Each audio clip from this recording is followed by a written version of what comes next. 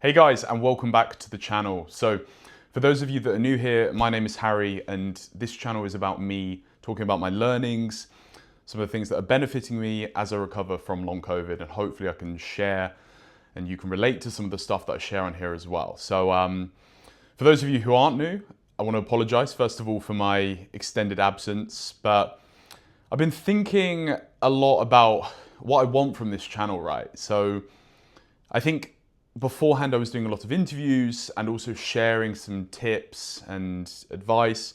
And I have been thinking about what I want from this channel to make sure that it stays authentic, but also so that it very much works in line with my lifestyle and my recovery as well. So beforehand I was doing a lot of interviews and I really love doing the interviews. I love speaking to experts. I love speaking to people who have recovered. I find it so inspiring.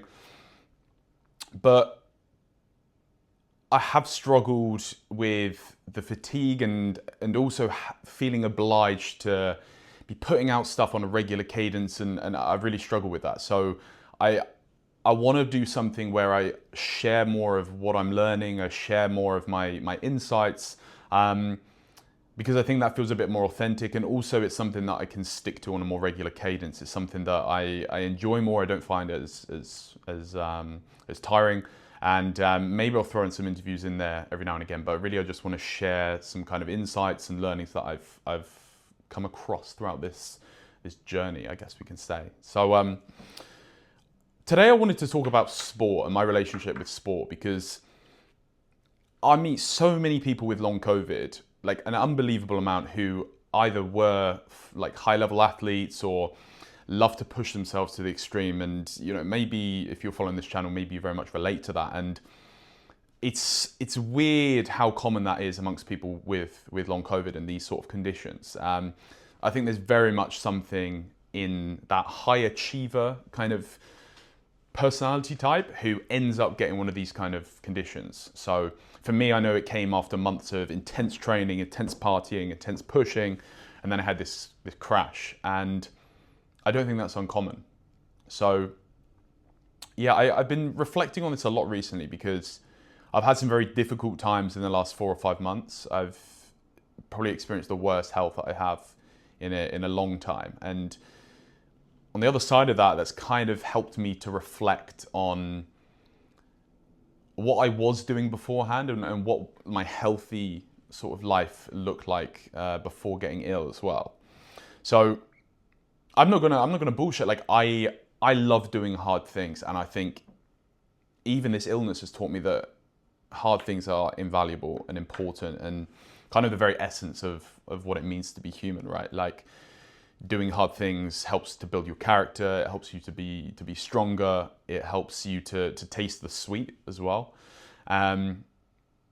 And I'm a really big believer in that. I think doing things that are difficult and challenging are essential, and it also puts you in a position where you can act out of acting compassion and forgiveness from a place and position of strength, as opposed to sort of like weakness. There's I can't remember the quote exactly, but it talks about, if you're nice because that's all you can do, then because of weakness, then that's not really a virtue. But if you're strong and you have that capability, but you're kind and you're gentle and compassionate, that is the sign of true virtue. So 100% I think there's a place for hard things, and one of the best ways I think is for doing that, to build your character, is through hard exercise and through doing difficult things like that. And I had a lifetime of that, right? Before getting ill, I was training multiple times a day. I did judo to a very high level. I love to just push myself. But as I reflect on that and I think about that, we obviously hear that, it's not good to push yourself too much, and etc. But it never really hit home to me why that wasn't right. Because there's nothing, I don't think, inherently bad in pushing yourself and trying really hard. But when I look back and reflect on what I was actually doing, I realized that I couldn't go to sleep unless I was dead, unless I was hitting the pillow and I just collapsed in a heap on the bed. I would feel depressed if I didn't train to the point where I'd be nearly vomiting in the day. I needed to be training once, twice, 3 times a day to the point of absolute exhaustion just to feel somewhat normal and somewhat stable. And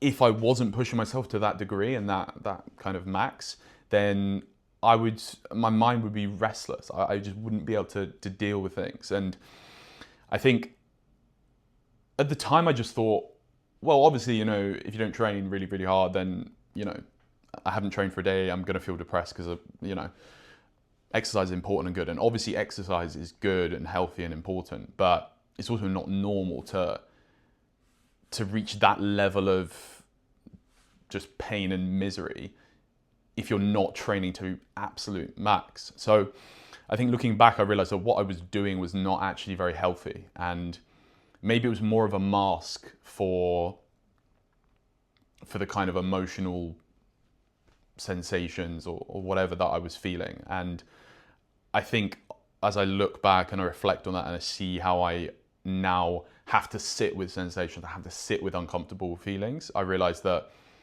before this, I was just using it as a coping mechanism, a kind of addiction almost. And it's again, not to say that doing things really hard is inherently bad in any means.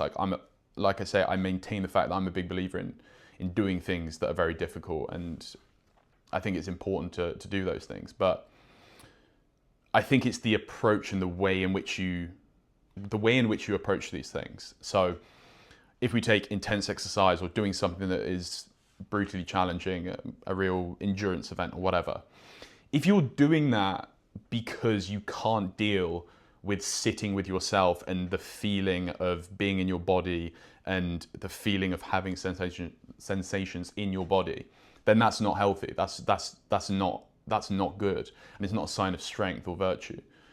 But if you're doing it because you're comfortable in yourself, you're content, and you want that push, and you want that challenge to try and define your character more and try and better yourself, then I think that's incredibly healthy.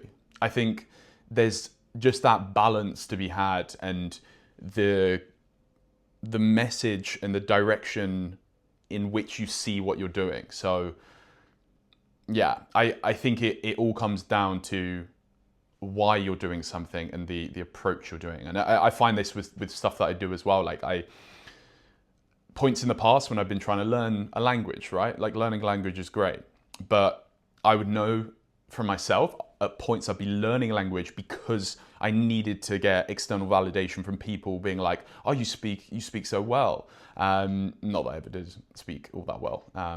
My accent did come through very strong, but my intent and my intention behind it was to get external validation. So I needed something addressed. But now I kind of feel a much more kind of pleasant contentment with what I'm doing. So I'm just doing it out of curiosity. And obviously these bits of like external validation, all these other things, they still come in.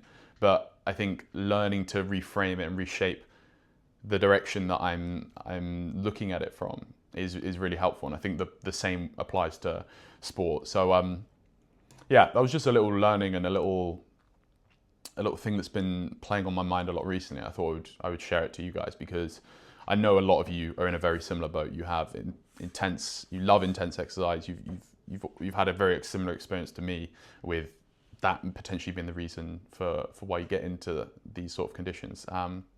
And yeah, I hope that was useful.